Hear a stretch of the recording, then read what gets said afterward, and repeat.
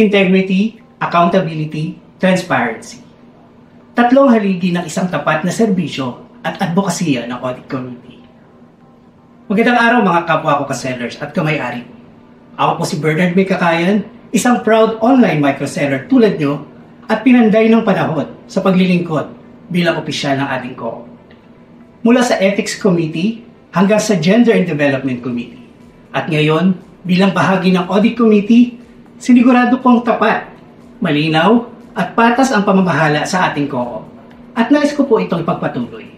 Sa aking panunukulan bilang inyong Audit Committee member, 10 ng aking mga kasamahan, buong sipag namin isinulong ang masusing pagsusuri at pagsasaayos ng ating kooperatiba.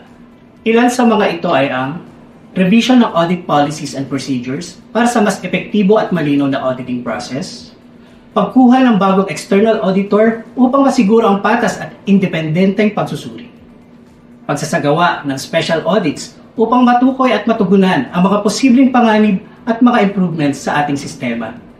At higit sa lahat, ang pagpapanatili ng 95% audit performance rating na patunay ng ating mahusay na pangangasiwa. Hindi po natin maikakaila na may mga hamon at pagsubok tayong kinaharap.